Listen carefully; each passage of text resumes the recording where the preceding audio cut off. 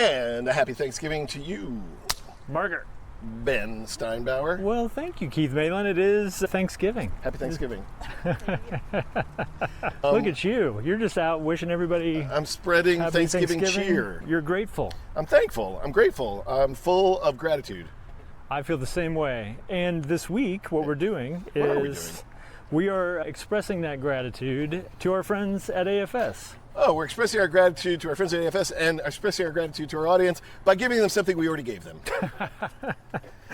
Yeah, I don't know exactly how that works, but what we decided was, because it's Thanksgiving, what we were going to do is re-release our most listened to episode, which showcases and highlights and hypes up the Austin film community, which we are grateful members of. We are proud members of the Austin film community. We are sharing with you today an episode recorded way back in March of 2025. Oh God, that presented, was so long ago. I don't even know when, April or May. What's the name of that episode? I think it's called The Watering Hole, and that was pre-video cameras. So that we were not doing a video podcast at that time, it was all audio. So this is a perfect episode for you to put your earbuds in and get back to making turkey or stuffing or whatever it is you're doing on this either gray and wet Thanksgiving Day or bright and sunny Thanksgiving Day or snowy and Christmassy Thanksgiving Day. You heard the weather forecast here first on Doc Walks, and here's a very loud garbage truck. I'm grateful for that garbage truck.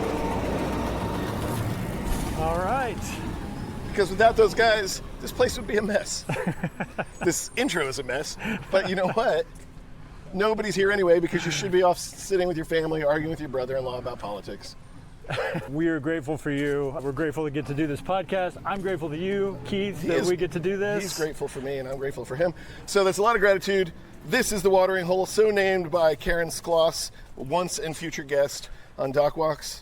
And big shout out to our friends at Austin Film Society. That's right. To Rebecca Campbell, who makes an appearance here. Mike Blizzard, I think, is in it. Oh yeah, there's all sorts of friendly faces in this episode, but you're just going to be hearing those friendly faces, not seeing those friendly faces. Them. That's right. Well, happy Thanksgiving, everybody, and we're excited to see you next week. On Doc Walks. On Doc Walks. Okay, here it comes. Oh, we're rolling. Well, this is exciting. We're at the Austin Film Society parking lot party here at South by Southwest. It's an annual tradition. I feel like it's a who's who of the Austin film scene. Wouldn't you say that, Ben? I would say that. I think that's an accurate description. We are missing out on the festivities by standing out here talking to people, but I don't mind. I don't either. We're working the party. I think that's what this is called. That's right. We're actually standing right across from a Rolls Royce, which feels strangely out of place in a way. I don't know if it's apropos or not apropos, but... Except is that a 70s Rolls Royce? So then maybe it's... It is a Dookie Brown, 1977, kind of cheapo Rolls Royce. Rolls Royce that is for sale. It is for sale. So actually that does feel very Austin in a way, yeah. Exactly. Like, Someone rolled in here in the 70s and they never left. On your left. You're listening to Doc Walks with Ben and Keith.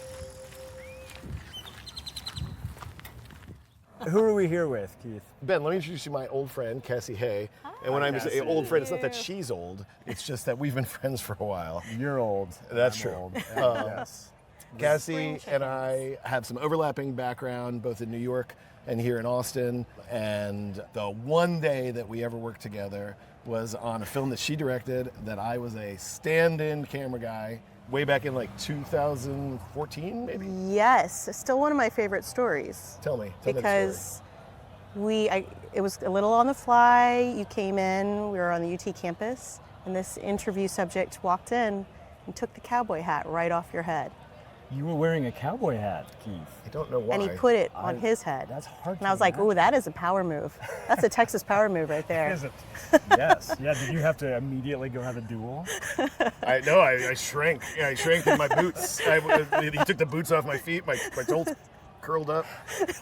You stole all your cattle. It was Dick DeGuerin, legendary Texas lawman or lawyer. Yes. Dick DeGuerin. You just let him do that. Yeah, you have to just let him take your hat. It wasn't my set. If I was the director, I think I might have put up a little bit of fight. But I was there and tried to do a good job for Cassie. And so it was up to her to defend my honor. And so what were you interviewing him for? You were making a movie? Yes, it was a movie called The Liberators, and it was at South by Southwest in 2016, same time as Tower, so it was kind of a nice, like, full circle moment. You came in and saved my bacon to do that interview. But That's and a great expression, by the way. Save my bacon.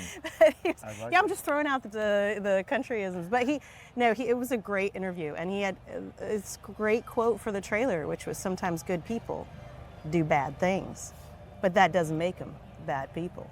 Wow. I was like, oh man. That was a good impression. As he said it, I was like, oh, this is it. So anyway, it was really fun, and yeah, here we are.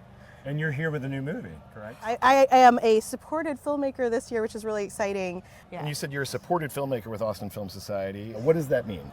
So we got a development grant for a feature film. So that means, which is just amazing, that it just allows us the opportunity to really explore their story, build it out, try to make it into a feature, get it to our reps, try to get some juice behind it. So yeah, they've been really wonderful, and talk about how to solve problems, and I just can't believe that it's another wonderful thing that AFS provides. So All right. Well, thank you for doing this. Yeah, go enjoy the party, and we'll see you around South by. So nice to talk to y'all. Yeah. Okay, thanks. Bye. This is my good friend Tracy Frazier. Ben, do you know Tracy? Yes, I know Tracy. Hello, great to see you. How are you doing? How's South by treating you? I'm doing great. I'm actually been slammed, so I don't know how much I'm going to be doing during South by, but... What are you slammed with? What are you doing? I did a little bit of a pivot from documentary to the world of games. Well, but that's interesting though, because Austin is a hotbed of the gaming industry in a pretty unique way that is building momentum more and more. So tell us about that. Well, what are you doing? The thing is, and I'm in the finance, accounting, running a studio from here that's based in LA. Was it a hard decision making this pivot from documentary filmmaking to the world of video game moguling? No, because of the team. So I'm more of a, like, if they're kind, I will go there. And I got that from Kat Candler. Oh. So that was 20 years ago, working on Jumping Out Bridges and doing that with her and the team there. But yeah, you got to be kind. You got to be kind. You got to be kind. Agree. In fact, they interviewed me on the treadmill 20 years ago, and they were like, "Are you nice?" And I was like, "I think so." They ask you that? Yes. In an interview? Absolutely. I'm going to steal that. We should start asking people if they're nice. Are you nice? And can you get shit done? That's right. Mm-hmm. So. Well, 1 out of 2 ain't bad. God Tracy, dang. you've been a long time South by Southwest attendee. Yeah. She's been rocking and rolling all over Austin since at least the mid-90s. Mm-hmm. What advice do you have for people we might run into? Not us, we're old-time South by Southwest folks as well. But what advice do you have for newcomers? Hydrate. Take it slow. Maybe give yourself a little bit of a pep talk of what your purpose is. Wow. Yeah, wow. And then... Ooh! Oh my God. This is the second time that Rolls Royce has been hit. When that one's a lot worse. And the that first one's way worse. Well, I think this he's guy just connected. bought a 77 Rolls Royce. I think he's connected to it, like he can't get loose. Oh no. Or was it a 76? It is a 75. Or 75. Turn Jeez. me loose. Like a fine wine. Oh boy. A fine brown wine that's parked in a really unfortunate place. Really bad place. Oh wow. Oh, this poor guy. Oh no. Don't worry, it's just a Rolls Royce. God. He actually liked that joke. I would have hated you in that moment, but he smiled. So you got to laugh. Because you know why? I'm nice. And I get shit You're nice done. and you get shit done. That's right. That's Oh right. my God. I think that's where we ended. That was a great. Thank you so much for doing this. Of course. Yeah. This is Bart Weiss approaching. And you can always recognize Bart because he's got his signature red frame glasses, his shock of white hair, and a big smile, a hearty laugh. When I saw you across the street there, I said, there's a living legend walking towards us. It is Bart Weiss. You can't talk about filmmaking in Texas, at least since 1980-something, without talking about Bart and his role up in Dallas, running multiple festivals, but primarily Video Fest is the festival that you've really championed. Yes. For how many years? What is that fest like, and what do you have to say about it? So I ran it for 34 years, and then there were some years when I splintered off an experimental festival, and then I splintered off a documentary festival called DocuFest. But yeah, it was a lot of fun because I could show things I wanted to show. I didn't have anybody who could say no. I didn't have anybody on my board who would say, no, you can't show that for whatever reason. And I was able to champion a lot of works that I really loved.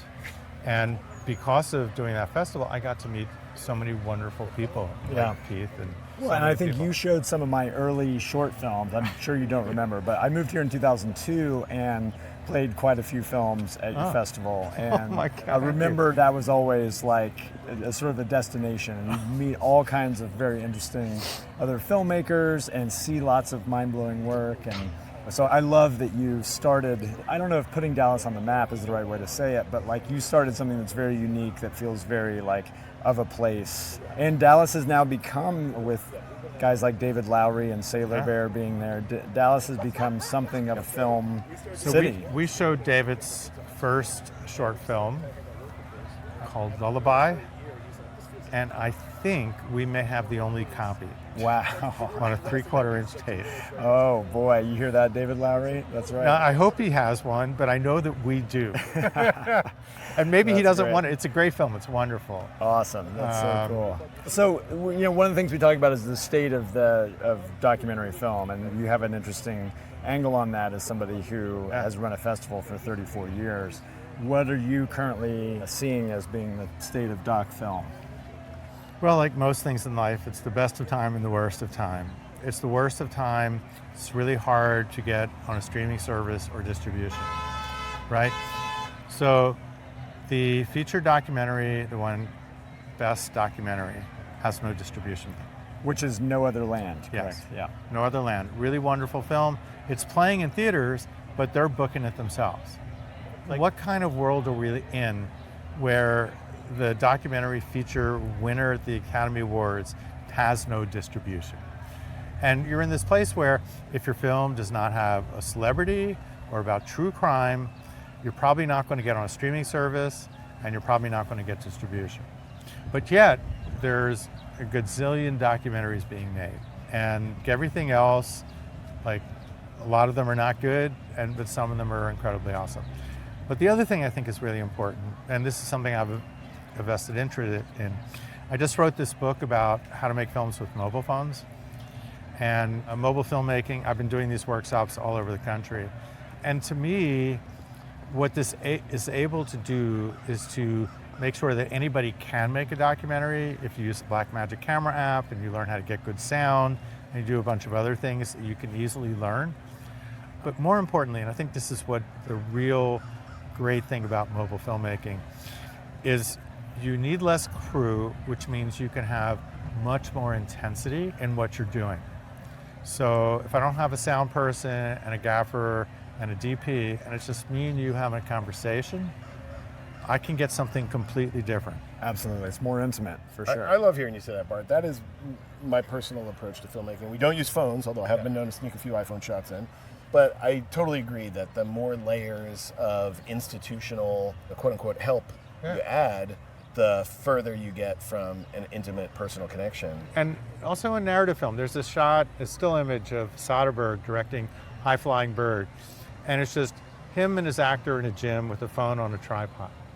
And if you're an actor and there's nobody else in the room but you and the director, like, you can get to different emotional space, right? Now, I'm not saying it's right for every project, but Soderbergh and there are other people who've done pretty well, including somebody who just won an Academy Award. This is not like a fringe thing anymore. Right. Well, as somebody who, like I said, has sort of created something that had a huge impact on our community, thank you very much, and thank you for taking the time to do this. Well, thank you. I really appreciate it. Yeah, and now I got to run to do a Q&A. Go do a Awesome. Q&A. Go do it. Enjoy the fest. Hey, I will. Thank you. Great to see you, Bart. So Andrew, you and I are just meeting each other. Tell me Pleasure. who you are and what you do. Yeah, thanks. Nice to meet you. My name is Andrew Saunderson, and I'm the editor of CREEDE USA, which is here at South by Southwest, and I'm a nonfiction film editor. Awesome. We've heard multiple people talk about CREEDE and how they're very excited to see it. That's So- amazing. I'm going to see the film tomorrow night, and I'm very excited because I've been hearing these great things about it, and I've been hearing about it a couple years ago from Kahani Cooperman, the director. Shortly after she got started, we had a conversation around what her goals were for it. And then I've heard a little bit from your composer, our mutual friend, Osei Esed, who I know Yes. always makes beautiful music Yeah. and always makes the films he's on better. Certainly he's done that on my films. And so I'm excited to be his guest at the screening tomorrow night. Amazing. Yeah. Yeah, excited that you guys are going to be there. Where are you in town from? From Brooklyn, New York. Originally from Seattle, Washington. Okay. Oh yeah, I've been in Brooklyn for 10 years now. Excellent. And as somebody not from Austin, how do you see the Austin film scene? The Austin film scene? Yeah. I feel connected to it through being inspired by independent cinema, and particularly Slacker and El Mariachi, and like growing up more in that vein of things, and then seeing the arts festival support of the arts throughout the years that particularly the festival has, I think, inspired a lot of, which just has been so exciting. And so I always feel like when I'm down here, it just feels like a great community. It feels like creative people who want to be inspired, who want to inspire each other and get things going, make things happen. Yeah, it's always warm and lovely down here.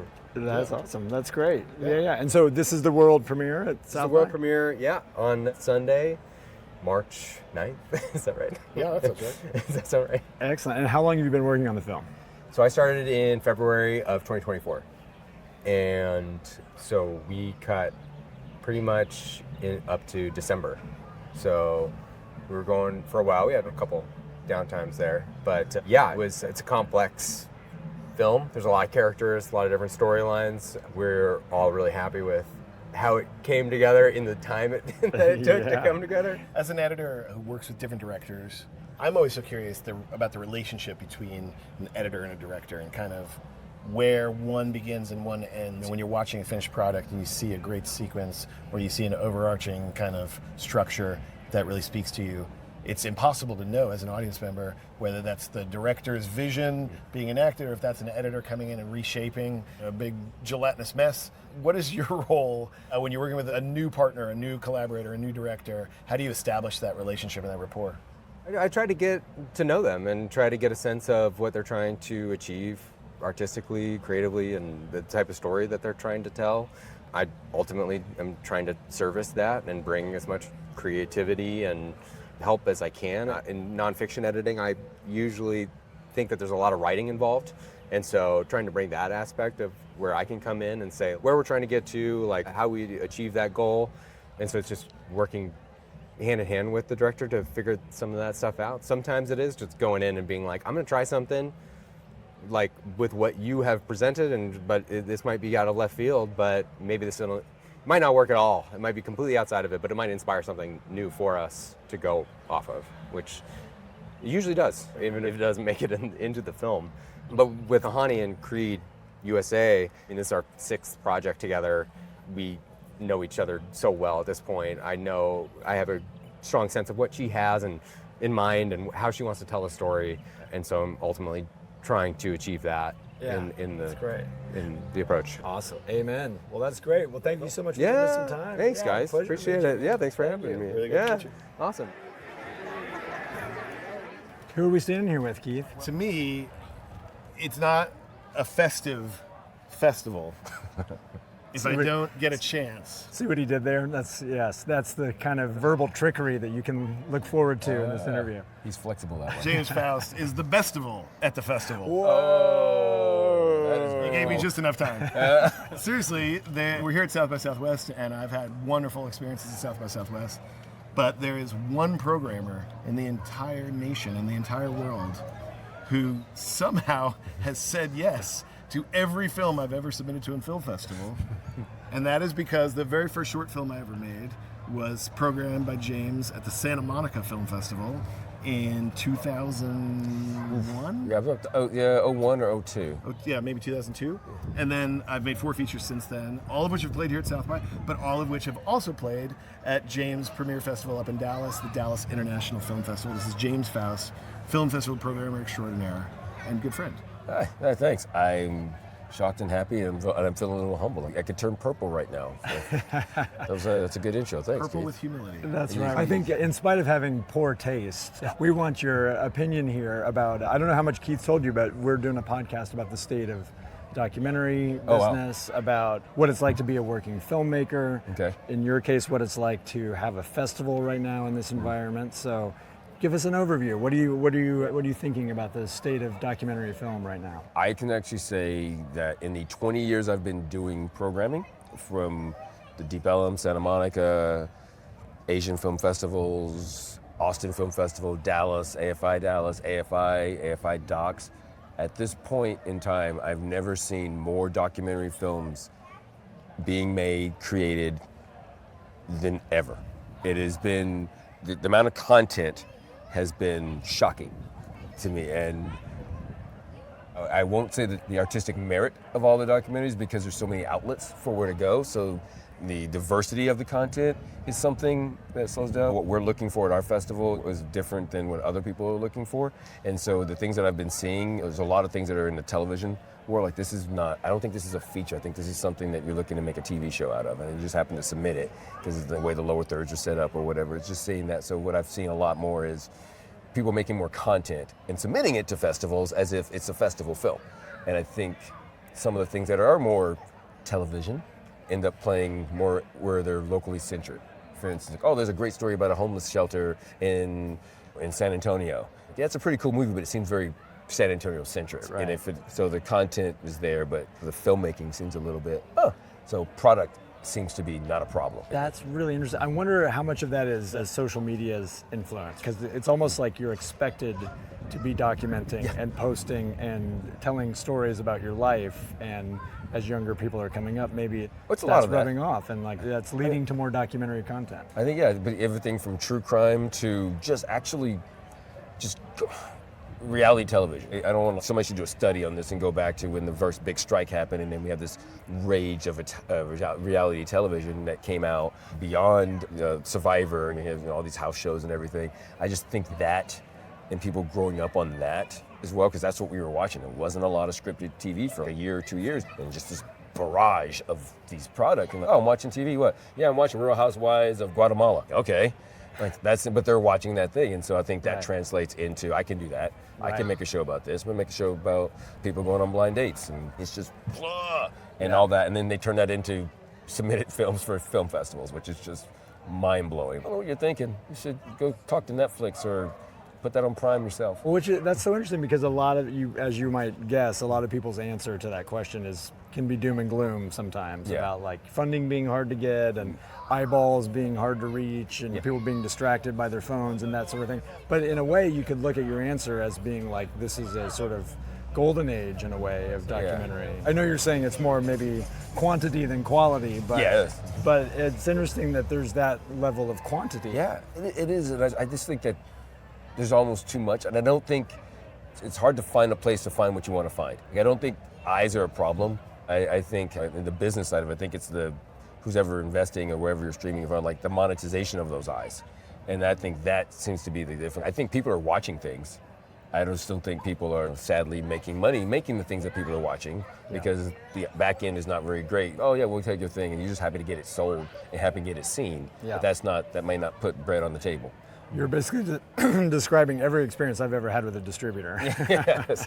And when I talk to filmmakers nowadays, one of the things the way that I can make sense of it is it feels like the film business is where the music business was about 10 years ago when Spotify came around. Oh, wow. And all of a sudden everything is expected to be free, so why should we pay for it? Why do we buy a record when I can just subscribe to Spotify and it's free, or Apple Music, or pull it up on YouTube? And I think, if you look at the analytics, people go home now and they watch YouTube, which is hard for me to understand as somebody who doesn't do that. I'm always amazed by those people, or the how-tos, like the guy who will teach you like some very specific niche thing. Like the fact that they took the time to do that and post it is mind-boggling. I repaired my washer and dryer.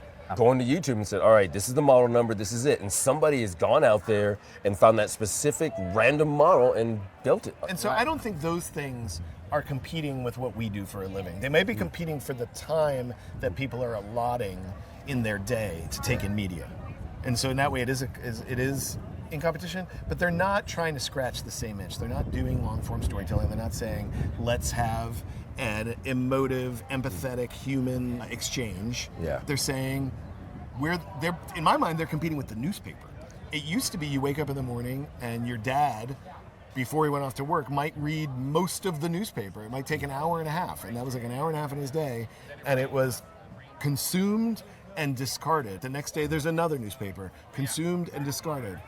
That to me is what those type of things on YouTube are in competition with. So I don't personally take it as an affront. And I hear that, except for the fact that let's say they made 600 TV shows last year. Yeah. They're making 300 this year because people are going home and sitting on their couch and they're watching TikTok and they're watching Instagram and they're watching sports highlights on YouTube and they're not flipping on A&E networks and watching whatever the latest TV show is. And so that is having a very real effect on not exactly what we do, but it's certainly impacting it. And things like I ran a Hulu original show, and all signs pointed to season 2. All our analytics were above expectation, and they basically didn't renew it because they decided to cut $1 billion from their budgets, and they're not the only ones doing that. So all of LA and the people I know there who work in TV and nonfiction are in free fall because of this new societal shift. So I hear you, but I that's very respectfully real. disagree. No, that's very real. You have much more, and I'm just talking out of my ass here, so I'm happy to probably edit this out. But I'm curious, as somebody who programs film festivals, runs film festivals, like how do we bridge those gaps? Because in a way, they're the same thing, right? Like it's storytelling, it's documenting, it's like I'm waiting for the synthesis, and I'm excited for what the new version of the morphing version of documentary is going to. I don't think there needs to be a different model and expectations. So, like, why are you making this film? Why are you doing this? And what is your end game? That's great. Oh, what a great answer. Well, let's get back to some of those filmmakers and go party with them. Thanks, James. Yeah, thanks for doing this.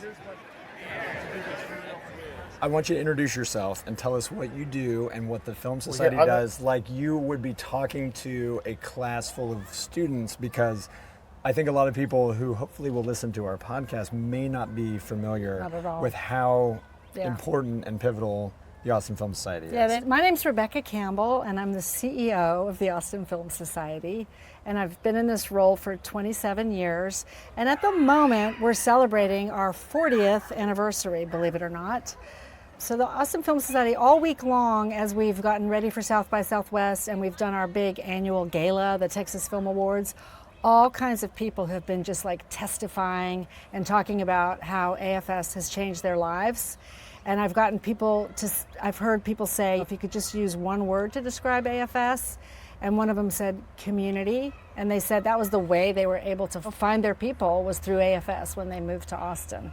Rebecca, what makes Austin Film Society what it is? For starters, just hanging in there.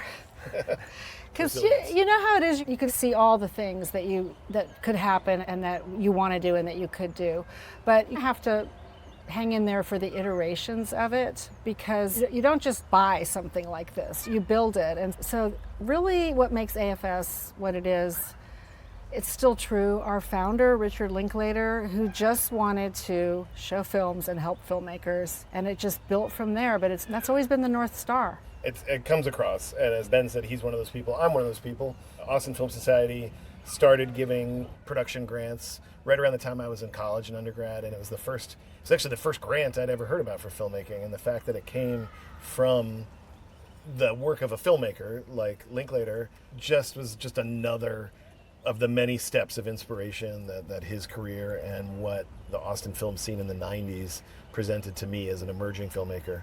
And then over the last 20 years, receiving some of those grants, being a part of the committee that chooses grants, working in and around the world of the society, it's offered what you just said, community. And when you come to this party, you're going to recognize 20 or 30 faces, and it's people from all levels in our industry, people who are going to be on the marquee at the Paramount this week, and people that are struggling to get their first film out of the computer and onto any screen. You juggle all that as a CEO. Wait, I want to tell you something that reminded me of something, what you just said. That reminded me. So I went to the University of Texas at Austin to learn documentary filmmaking, and it was brutal. It took me 5 years to get my MFA. I went through 2 learning curves because first it was linear, then it was nonlinear. And it was somewhat humbling, but I got my documentary made. It was a really cool story about a dying mining town in Oklahoma. And so then I did not know what I was going to do. And then the Austin Film Society needed somebody, and I already had a nonprofit management background. So I reluctantly went to the interview just thinking, I'll see what this is. And I immediately just fell in love, and I knew I'd found my people. And before I started the job, I don't know why, but I handed Richard Linklater my film, my 30-minute film. And he responded to me and said, I watched your film, and he told me the things that he liked about my film. And I just realized what you said about people at all levels, that is a real thing in the documentary film community and in the AFS community. And not all of us are like destined to become marquee names. Eventually I found my passion in being behind the scenes and helping really talented, funny, cool people like yourselves get their stories out there. But yeah, we don't know where we're going to end up, but just taking that step and jumping in and doing it and is the thing. And I like to think that AFS encourages that. Rebecca, thanks for this party. Every year we were talking about it. It is the kickoff to South by Southwest. It's a way for people who don't have a film in the festival or who can't afford a badge to get what makes South by so exciting, which is a celebration of film, a celebration of community, and is a reminder of what we love about AFS. And it's always a beautiful day here in the parking lot at Austin Public, so thanks for a great party. Do you want to talk to us? Or? Yes, come on, Mike Blizzard. You have to do this. What are you talking about? What the fuck?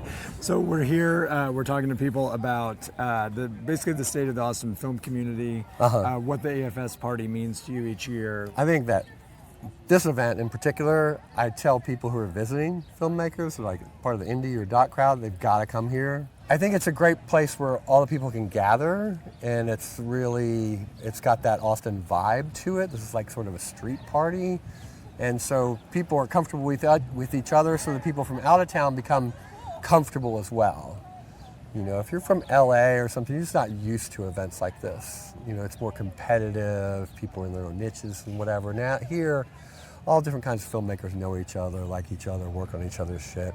And so for those of people who don't know who we're talking to, Mike Blizzard, local Austin-based producer. Let me help you out. Mike Blizzard started as a political operative, man about town. He has produced documentaries. He's directed his own documentary. He produces frequently with Richard Linklater. Mike, we're going to let you go in just a second. This party is always such a big deal. You mentioned it yourself. You bring people from out of town when they come here. Yeah. I mean, South by Southwest brings in hundreds of thousands of people from all around the world. But this is the Austin film party.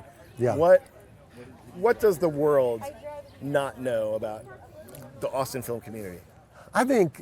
I mean, the biggest thing I kind of alluded to earlier is just there's not really competition. It's all collaboration. And so if an Austin filmmaker is doing well, that's good for every other Austin filmmaker. You know, a rising tide lifts all boats. In other places, in New York and Los Angeles, people, of course, don't see it that way. It's a more cutthroat industry and business. And so I think that comes from the top a little bit. I think Linklater and Rodriguez and stuff, they've always been these creative, want to do it their own way, by their own rules type of people. And of course, they're the sort of twin titans of the modern era of film in Austin, I guess. And I think that trickles down, that everyone, like, that's our ethic here. Yeah. You know, that's how we do it. And people are just like, oh my God, everyone's so friendly. Everyone, you know, and you give everyone advice. You guys know we all show each other our films, so that you can critique it and tell us what we've missed and how we're too close to it and we're not seeing the problems. And that's like, I don't think that happens in other places. You have to go pay test audiences or whatever to do that. We could have been getting paid this whole time? So we're here with Karen Skloss, who's filmmaker extraordinaire, band leader, drummer, It's an editor, egalitarian artist. band. No leader. It's marriage core. You guys know how. Yes. You and your husband Sandy are both in the band Skloss. And you just had a record release party, right? Yes, yesterday. Record came out yesterday. Our debut album. Congratulations. On Fuzz Club. Fuzz Club, okay. Yeah. And how'd it go? How was the... It was great. Yeah? Yeah, and now we're just going to play 5 more shows and a showcase on Friday.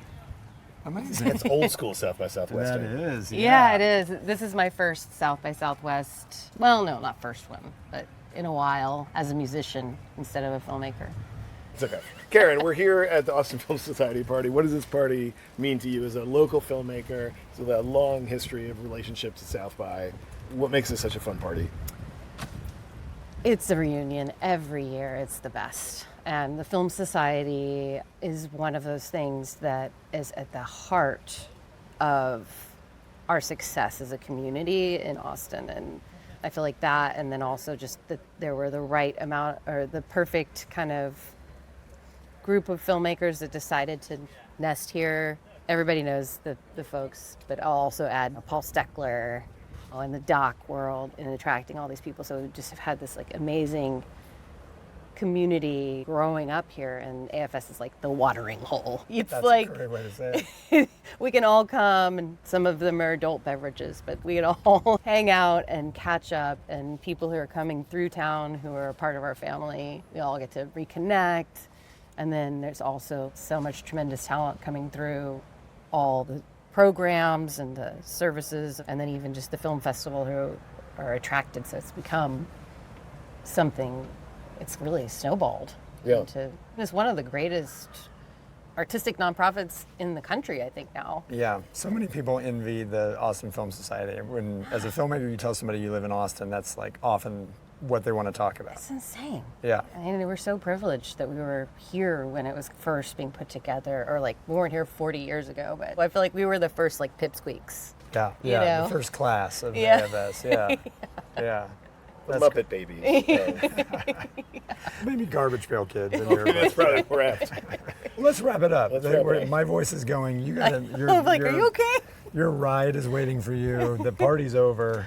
Yeah, let's Turn off the lights. The party's over. Yes, this has been an awesome day. We set out to go do kind of man on the street interviews at South by Southwest, and we said we're going to go to the AFS party as kind of one part of that. But this feels like it's a whole episode. It feels like the AFS party, celebration of the community here in Austin, is an episode unto itself, and I think maybe Karen just named it The Watering Hole. Hey, I love that. Well, it's pretty hilarious to drive up and see you guys doing this, I have to say. Yeah. It really well, gave me a good chuckle. Oh, good. Yeah. Seeing me look like a huge nerd with a fanny pack on and I was like- headphones. We said we're going to go to the party. We don't want to feel like those dipshits at the party are like working and trying to make something out of nothing. We'll grab 1 or 2 people off to the side. No one will even notice. And here we are. I was like, that's one way to get invited to the party. Now you know our secret. That's right.